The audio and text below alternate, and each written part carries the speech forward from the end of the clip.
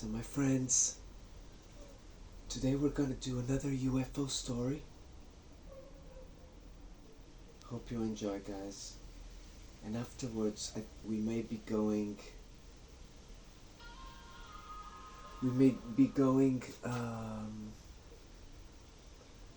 for a little ride, huh?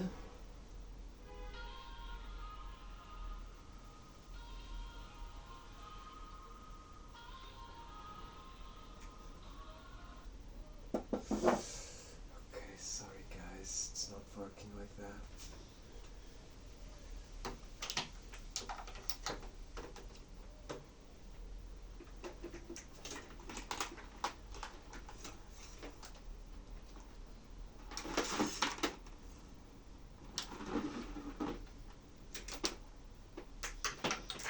Okay guys, we're sorted.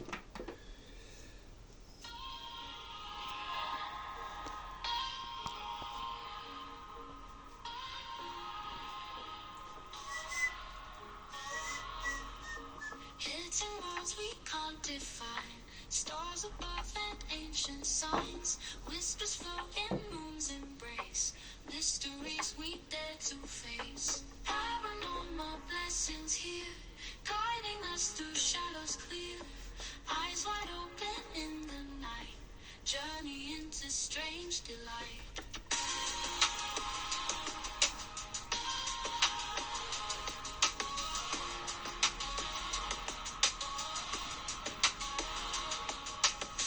Echoes of forgotten lands, energy from unseen hands. Each step takes us closer still to the truth against our will. Paranormal blessings here, guiding us through shadows clear. Eyes wide open in the night, journey into strange delight.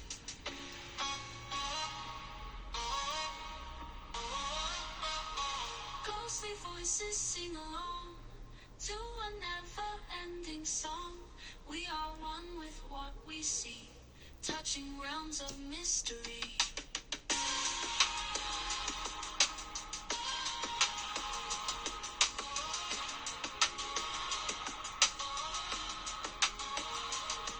Feel the chill of what's unknown. In this world we're not alone. Blessings come from darkest skies, opening our hearts and eyes.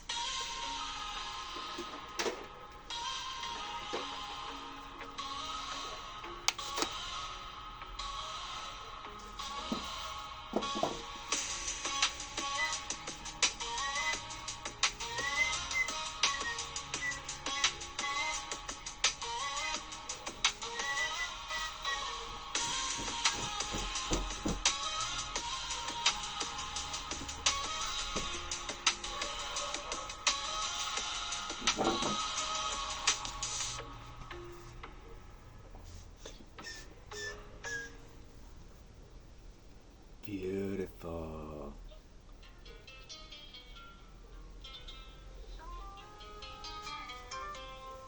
Hidden roads we can't define, stars above an ancient signs, whispers float in moon's embrace, mysteries we dare to face. Okay, so guys, Paranormal blessings here.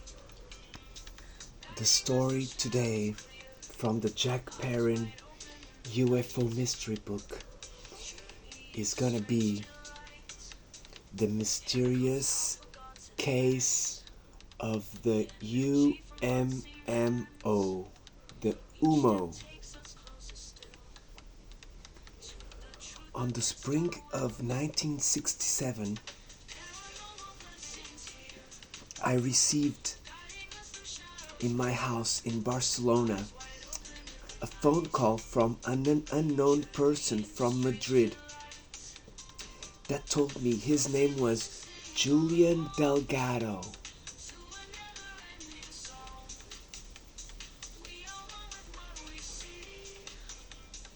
He said he wanted to meet with me to talk. He really wanted to meet me. he told me it was a subject of greater interest. We arranged to meet at the COSP, a coffee that is located in the Condal Galleries in the center of Barcelona. It was there that I met this mysterious phone caller.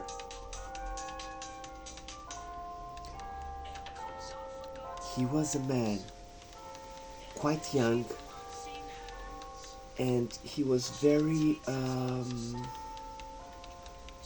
he was looked like a nice person, but a little bit nervous. He said that he came to Barcelona often in business.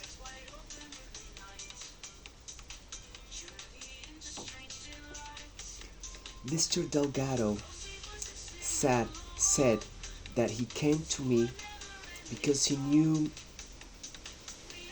my name. He had read my book El Gran Enigma of the Platillos Volantes. In translated, it's called the Big Enigma of the Flying Saucers. And he wanted to tell me something related to the subject of the flying saucers.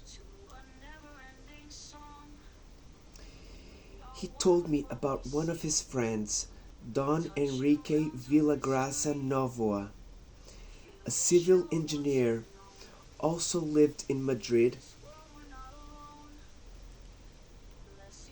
and that he had long telephone conversations with ETs that contacted him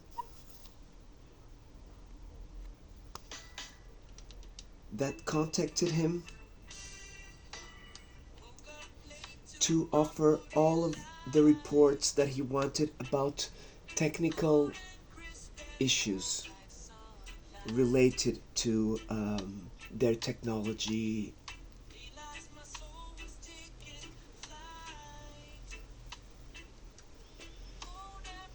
A few days later,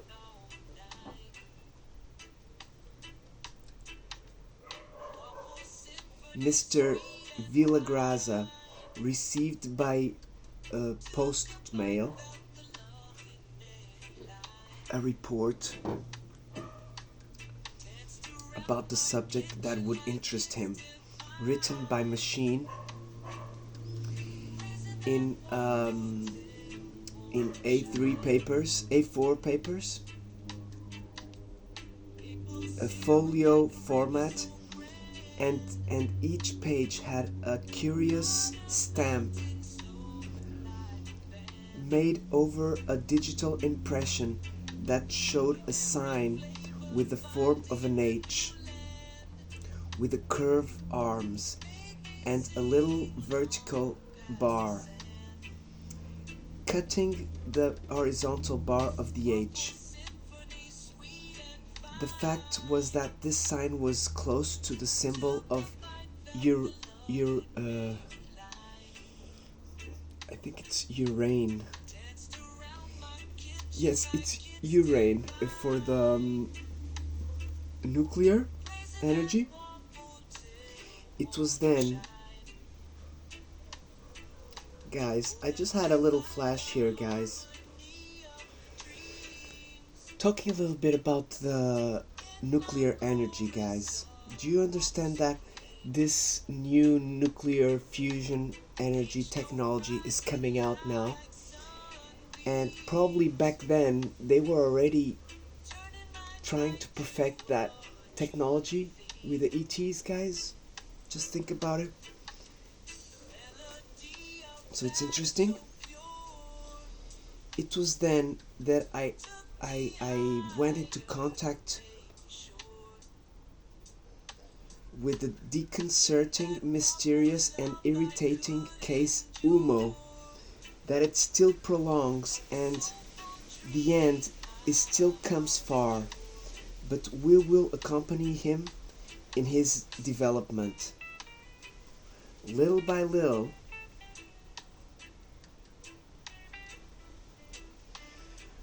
I started to unite the various elements of what was going to be a very hard puzzle.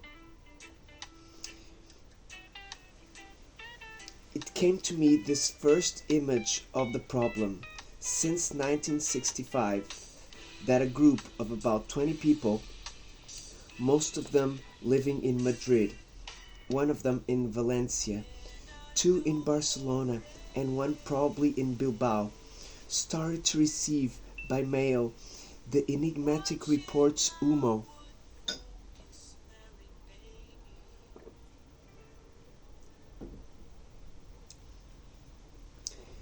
Me and my friend and the collaborator Rafael Ferroils, we we we checked out these reports.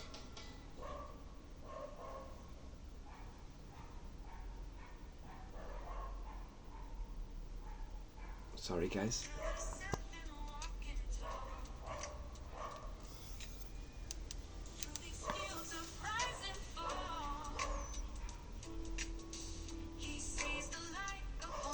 So they checked that the sample of the population that they chose was constituted mainly by people that had liberal professions. A dramatic author, well known, an engineer, a young girl, a cleaner at the American Embassy, official of the Department of Telegraphy, known by his interest on the study of the ETs, and the lawyer, etc. Afterwards, Raphael Ferroils and me also received communications Ummo.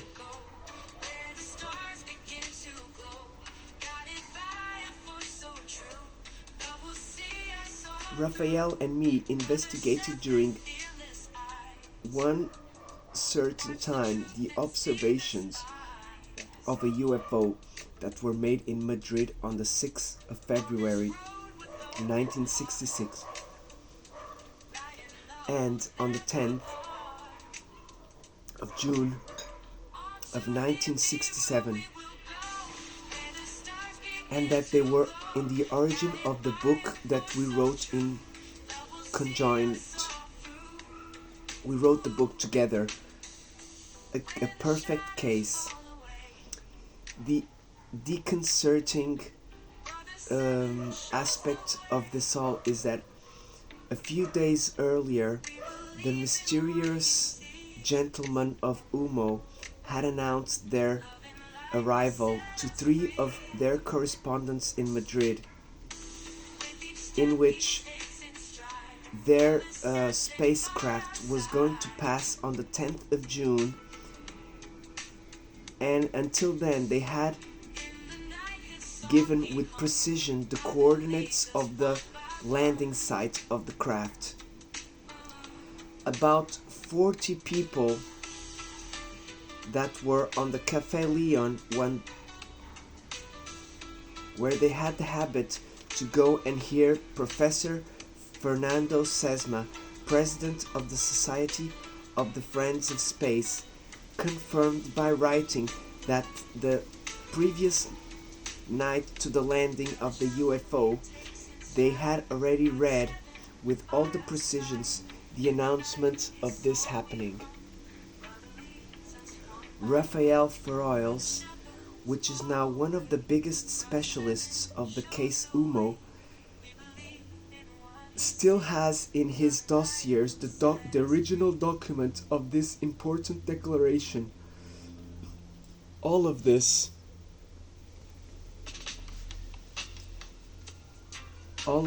is to add the fact that the craft flew in the sky of San Jose de Valderas, and it landed briefly on the state of Santa Monica on the day in question, 10th of June of 1967. On the underneath of the craft there was a symbol absolutely the same as the stamp used to authenticate the documents Ummo, which established between the two happenings a connection that looks indissolute. So they are really trusting this, guys. This looks a little bit like the Fatima happening, guys. Remember that I told you? The apparitions of Fatima? There was a group of mediums from Lisbon. They had already been publicizing the arrival of the apparition of the spacecraft or whatever 6 months or seven before, guys, in January. And the happening happened in August, September, and October.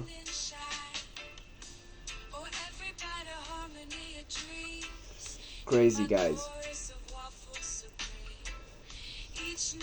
Okay, now we're gonna do a little deep dive on the documents, the reports.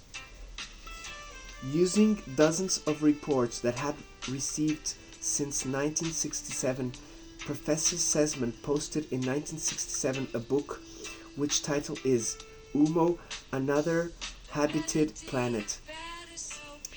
Even though Fernando Sesma has been known as a man very fantasist, abandoning the speculations not always fundamented with proof.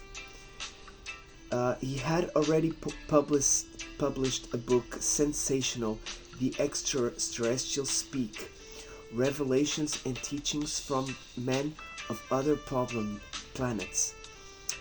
Also, it is certain that Ariels and myself, we were able to verify that Sesma had limited himself to reproducing the reports and the drawings, some very curious, that he had received from the Humites.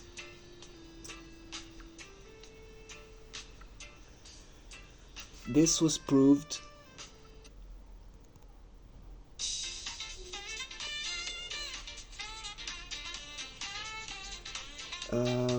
sorry guys.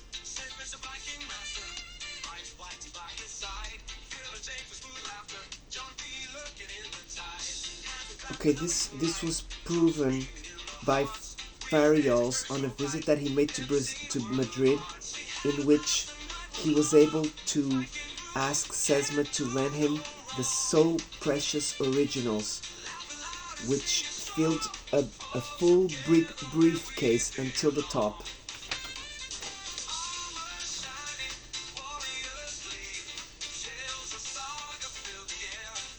Sesma trusted to Fariols that the Humites did not interested him anymore because they represented a civilization too much technological, and which their actual preference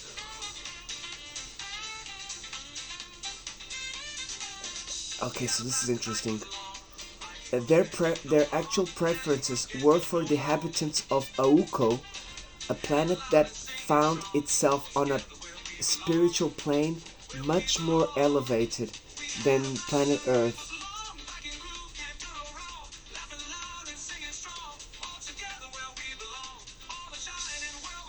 So do you understand, guys?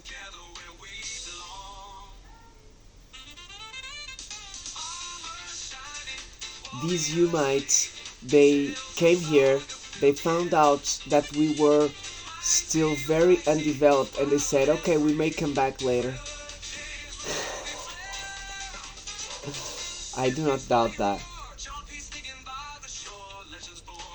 Okay, now let's talk a little bit about the phone conversations they had. Enrique Villagraza, an enchanted man, in which Ariels and me became rapidly good friends. He did a very detailed report on his first telephone conversation with a man from Ummo. This happened on the 28th of November of 1966, and the talk lasted almost 2 hours, since midnight and 10 until 2:15 in the morning. The mysterious interlocutor, the phone caller, talked slowly with a slightly foreigner accent.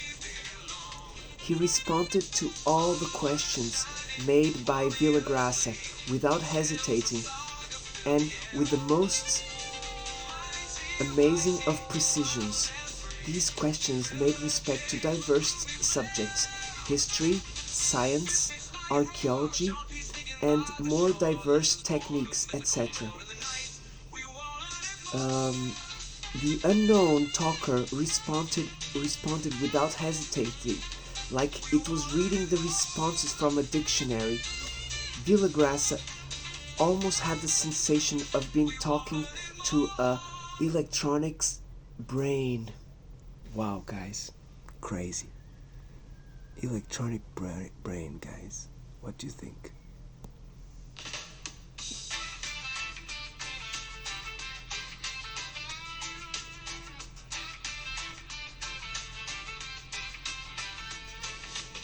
Villagrasa wasn't the only one having talks with these messengers from Ummo. To crown their feats,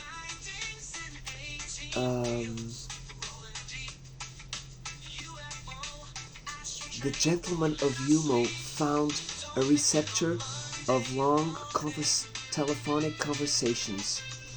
An official from the police.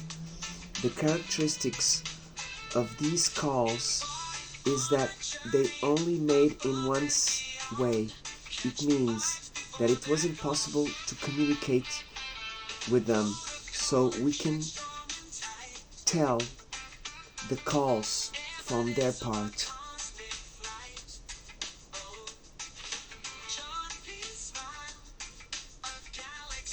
So they would only call back. The humans could never call them. Other reports. Some of the correspondents revealed to be members of the group Sesma, and they told that they also had received mysterious communications mimeographic. Between these reports, there were some that talk about the following thematics: the biogenetic basis of the biogenetic basis of the beings that habitate the cosmos. 24 pages description of the interplanetary craft of Ummo, or Wua Wulea Wuiwa OM. 43 pages with drawings and images. Structure of Ummo Alewi, the social structure of Ummo. 8 pages. Theory of Ibozo, or a new concept of space, etc., etc. Some of these reports had a high scientific level, like the first and the last of the examples that we talked here. The first constitutes nothing more, nothing less than an explanation about the cause of mutations by which diverse species that live in the cosmos have possibility of evolving.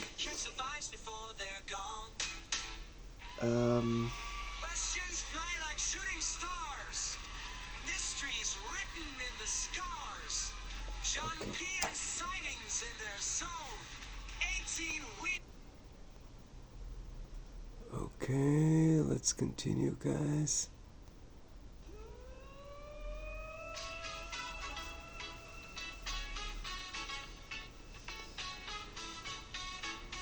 They explain the cause of this mutation is in relation to a cosmic cycle, which dimensions and reach are so vast. The terrestrials still haven't detected it. The same report points to a mysterious um,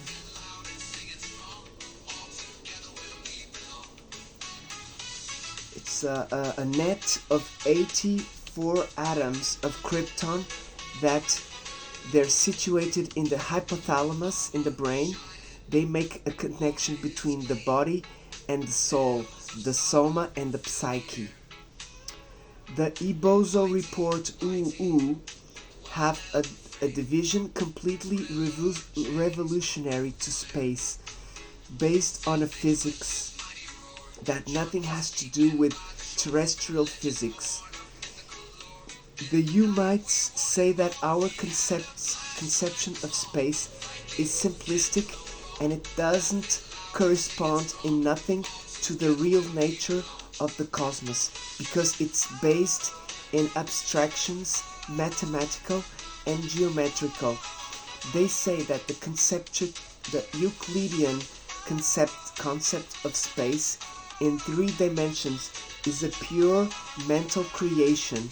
Our theory of relativity, which is from that famous astrophysicist Einstein, um, he added that this Euclidean space, there is a 4th dimension called time, but even then, our dimension of space remains too superficial. Um, they say that space has many dimensions and that the inhabitants of Ummo know at least 10 of those dimensions that they use in their day-to-day basis. They say that the particle subatomic that continuously our science discovers are an illusion.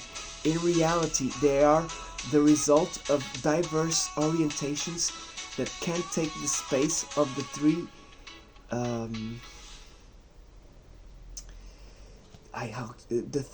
how'd you call this, the three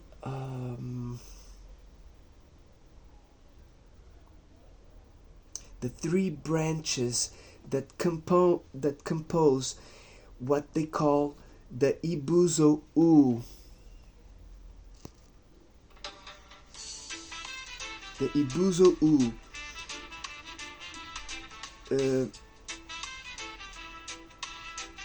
When each of these branches has its orientation facing, then we can see the production of matter, of energy, of mass, or any other type of radiation. They declare as well that there exist in space certain curvatures or deformations that reunited certain isodynamic conditions. It's possible to make interstellar travels for an absolutely incomprehensible time for our wise men, because the spacecraft suffers then a change in dimension caused by the inversion of its Ibuzo U. What is able to cause them to shorten the travel time without having to follow the illusionary lines of propagation of light. It is by this method that they're able to arrive here in 8 or 9 months, coming from their planet, Ummo, which, following the reports they gave them, it is in orbit around a Euma star situated 14.6 years light of Earth, which is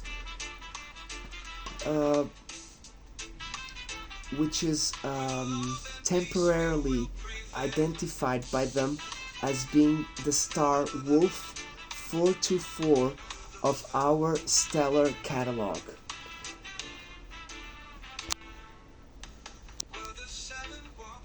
Okay. Wow, guys, this is amazing, guys. All of this is just a summarizing, very rudimentary of a very incomplete of what I was able to do of this theory of the Ibuzo U. A theory of the Ibuzo U, plural, has uh, gained a lot of interest in a certain number of wise men here in Spain and also in France. All of this.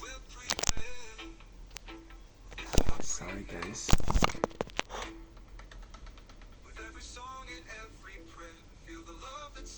All of this happened here until the day that the destinatary of these reports, Ummo, were very surprised to receive a signed letter from a person that said he was the operator that he has been working with the duplicator machine that had copied and distributed the famous reports until that day. He explained that he lived in Madrid. He was a specialist in commercial subjects. This had started when one day he put an ad on the journal ABC offering his redaction service and document speciality to this machine, giving his name and his address.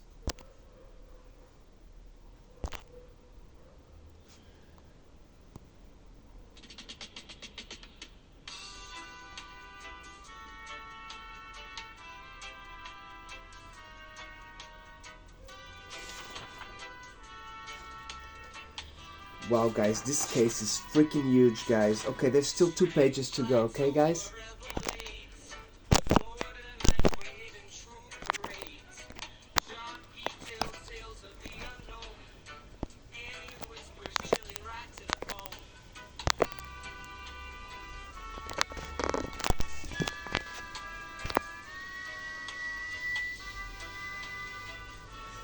Okay, guys. The result is that one day he received the visit of 2 distinct gentlemen with a Scandinavian aspect, tall and with good physical aspect. One of them had a singing voice. He explained to him that they were Danish doctors, and they proposed working for them, explaining that they would give reports of scientific nature, and that to convince him to do a good work, he gave him a forward note of 1,000 pesetas. It's the old Spanish coin. The typewriter alarm started to refuse, but he ended up accepting. It was then that it started this strange collaboration. The Danish doctor dictated to the typeman reports of scientific nature or technical, paying him good for his work, until the day that during one of these dictating sessions, the following phrase surprised our typewriter. It said, "We are from a cold celestial body which is called Ummo, and it's found 14.6 year light of Earth." He continued to write, but he thought that the contractors should be a little bit crazy.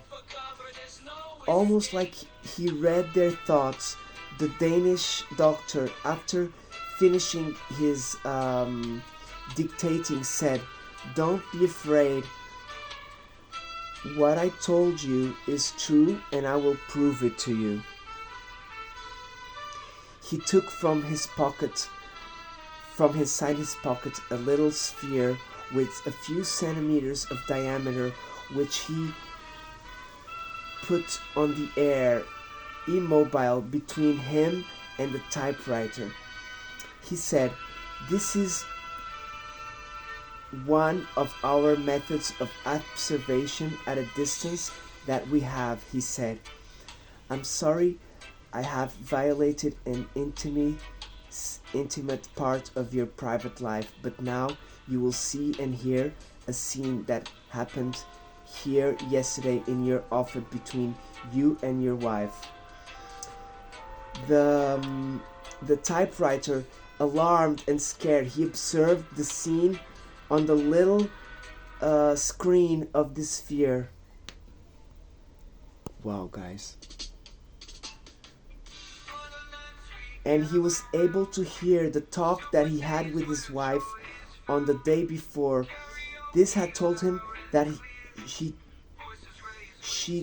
didn't like these strange clients because she was afraid that they were spies, and she asked him to tell the police the quickest as possible. This and other facts were revealed by the typewriter to his correspondents, and that he should, following their contract, send regular messages made by writing in paper, duply timbered, with the stamp of Ummo. Our man started by feeling very overwhelmed by this task and oppressed by the extraordinary adventure that at the same time he was witnessing and he was victim to.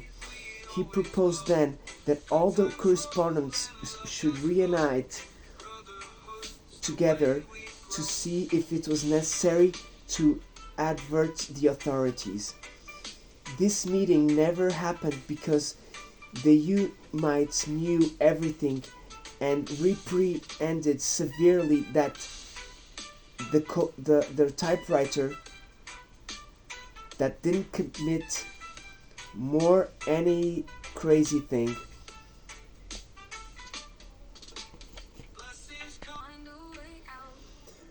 Okay, so guys, how did Ummo found out about Earth? If what these mysterious habitants of Ummo say is real, how and when did they find out the existence of our planet? Let's let them explain in their own writing, letters, words.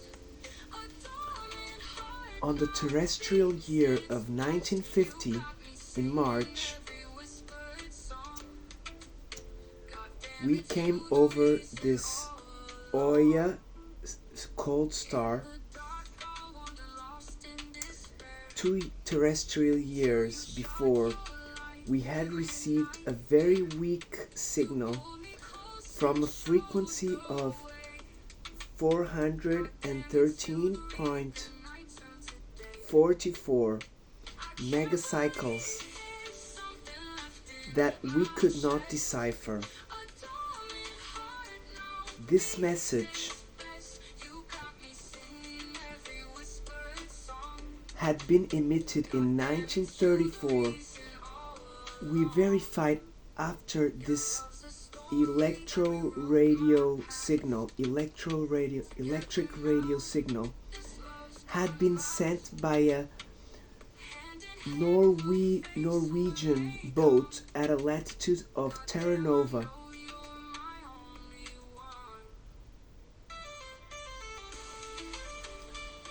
On following certain experiences had by the Norwegian Wiseman,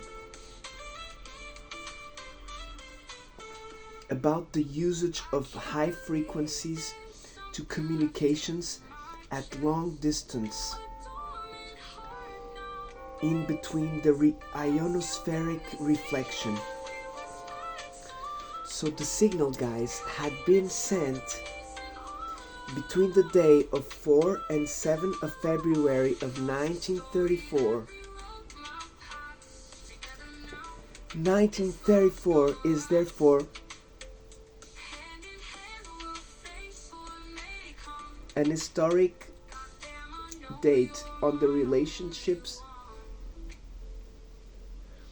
between Earth and Ummo. We have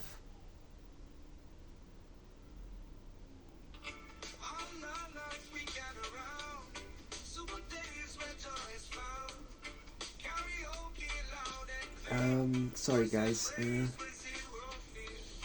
we have photocopies of the radiogram emitted. It was given to us by some of our brothers in Germany that were expressly for that went expressly to Bergen in Norway for that. Naturally, how you're thinking, we have the signal in Morse code. That time we did not understand because our technicians thought that this should be a code of a binary system, trace 0, dot, 1 or inversely. You will be surprised to know that the duration of the message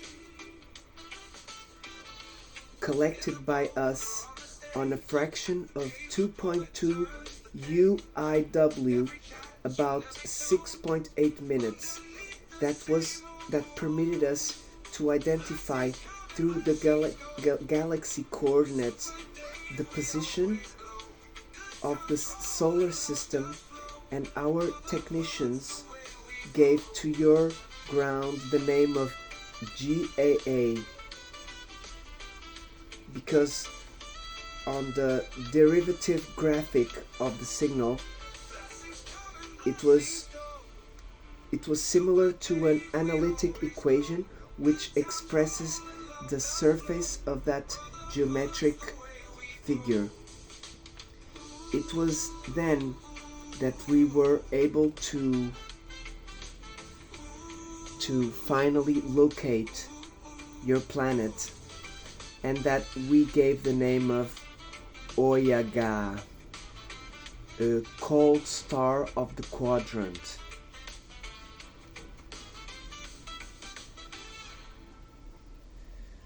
It expressed a false evoke even with the nature of the original message was not completely mathematic.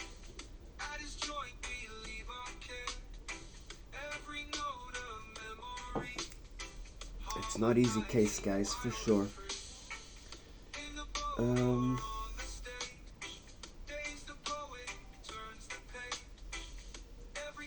This is our response to the question of Mr. Theodore T. Polk from Pittsburgh, USA, which in what respects to the motives of our arrival to your planet. Okay, we're almost done, guys. One more page. Language of Ummo. For the reader, notice this message contains a certain number of Umite words. One of the costumes of the authors of Mysterious Reports or any other is the one to express the term of its own language.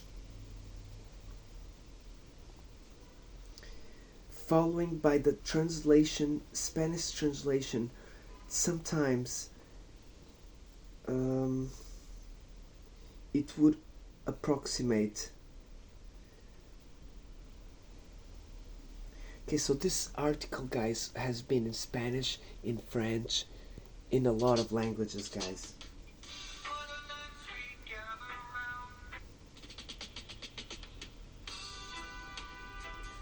Mr. Franz de Pinellas, one of our collaborators, had the task of extracting all of the reports Ummo that we were able to unite, and these represent hundreds of pages, all of the words expressed in the language of them, and thanks to her, we were able to create a sort of vocabulary and a rudimentary dictionary of this Umite language. The result was amazing. In front of us, we had a structured language with the form most characteristic of forming the adverbs and words derivative with their verbs and grammatical laws, etc. The characteristic of this language is still a factor that we can conclude that all of this Ummo case cannot be a simple fraudulent montage. Even adding to this, we got reports of Ummo from very far away places. Even I received from Paris a letter Ummo. The investigator Spanish Malila, the investigator Argentine Pedro Romaniuk, which research made various times to this book. Mr. René Fouare, president of the GPA, he had also Amy Michel. They received all of the microfilms from the Umite, came from Berlin East with texts in French and photographs of the spaceship, identicals to the ones that were taken in San Jose de Valderas. Raphael Fariols received a letter from Ummo with a stamp from Adelaide in Australia. The group Eridani of Madrid and Eric Villagrasa received letters from Ummo, came from London, even though part of this message and reports were emitted in Madrid, Spain. Even I have one, and when the astronauts of Apollo 11 landed on the moon, I received a brief message. The envelope had been stamped in Piedralbes, Avila, and the date of the message was in July 1969. The text is as follows. Ummo Aelewe. Languages: French, English, Russian, Spanish, Italian, German. Number of copies: 18. From Antonio Jorda.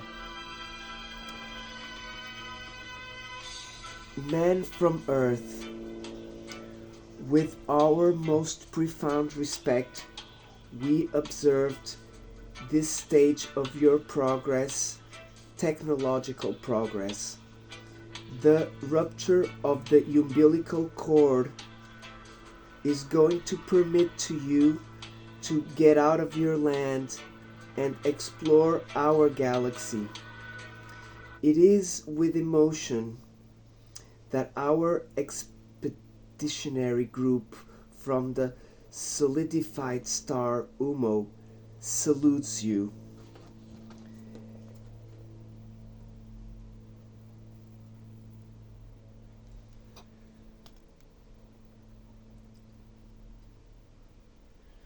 The cases of other contactees are very similar, but it's surprising that they never had two identical cases. All of this happens like each contactee belongs to one other race, like they were extraterrestrials, not from the same planet. Are we the crisscross of the universe? Question mark.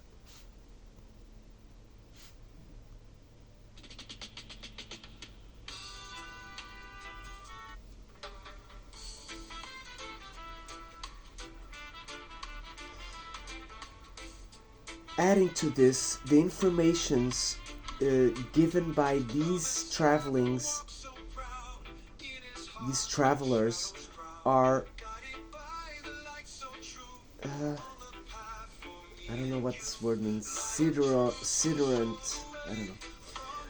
We can expect that they would do concordant declarations, at least when they talk about planets of our solar system. But this is not what happens. Following others, none of our planets is habitated. Another contactee says there are 2 habited planets, or even 8. So they have different answers, guys.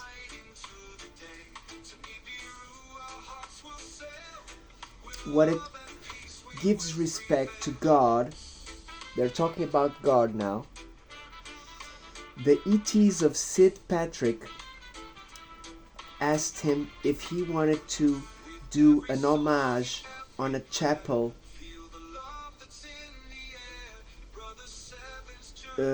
made by the UFO to their god, and he said that it was the same as them.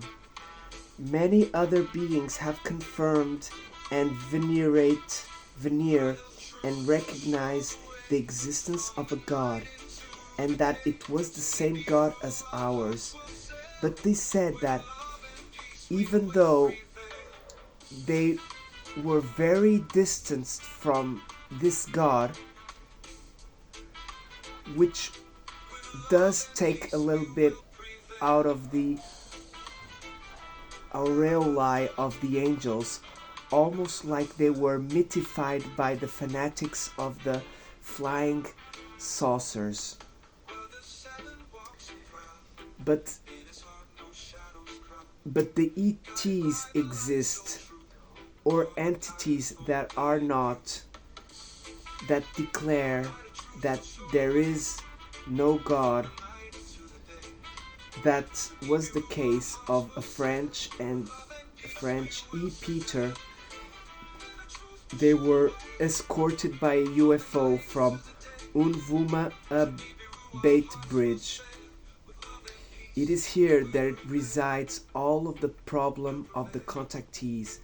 Many of their prophecies are surprising, made by these entities, spirits or extraterrestrials, which they happened completely, even though sometimes with a certain delay.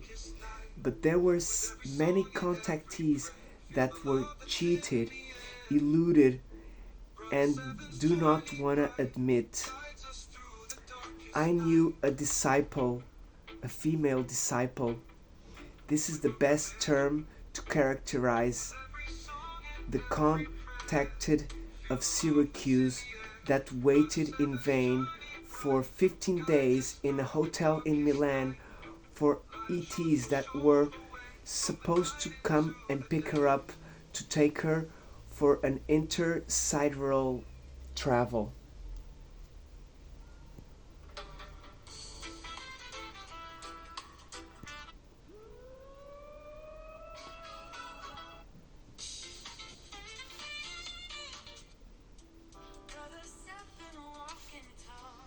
Oh, you're gonna like this, guys. It's gonna end very good. Look.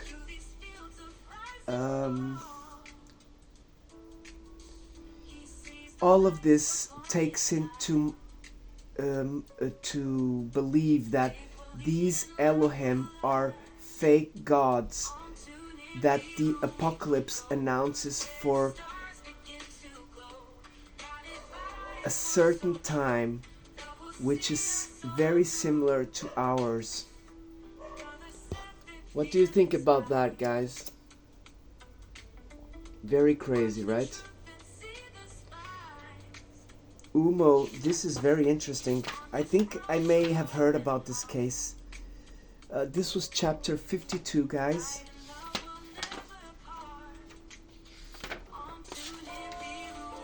Okay, guys, so there's one case left, and then we have the conclusion. Ooh, the conclusion is gonna be good.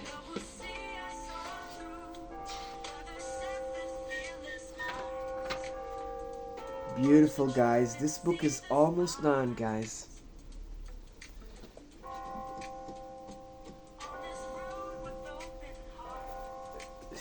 Remember, guys, when I read this book, we're gonna give it away, guys. Hmm?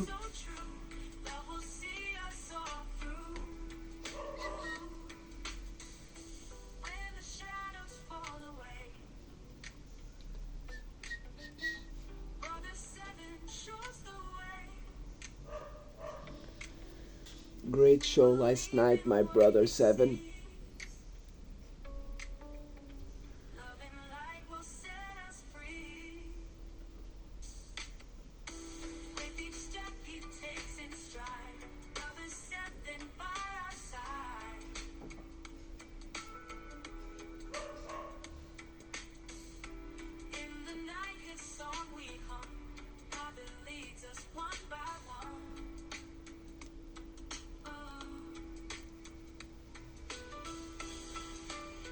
John P loves ya.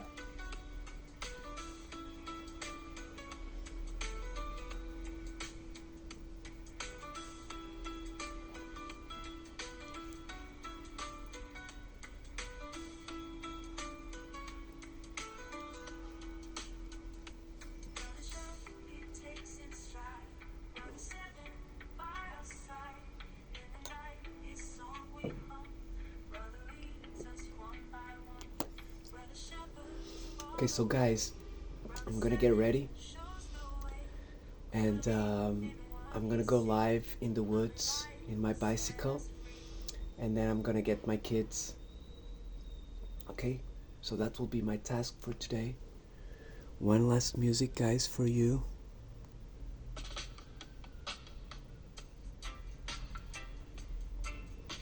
Waffle Dave's at 8:30. See you there, my people.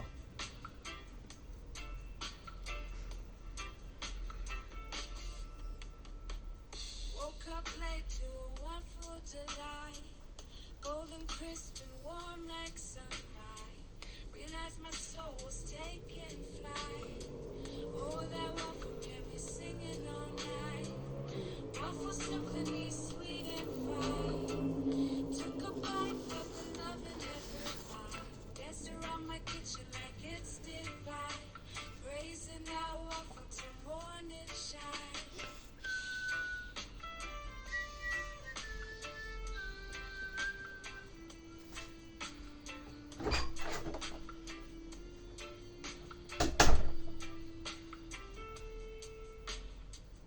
Maple syrup like a river so grand, butter melting slow like a band. In every flavor finding a new land. It made me sing long past the sand. Waffle symphony, sweet and fine. Took a bite, felt the love in every line. Danced around my kitchen like it's divine. Praising that waffle till morning shine. Oh, every bite a harmony of dreams. In my chorus of waffle supreme. Each note rising like sunbeams, turning my night to a jubilant theme.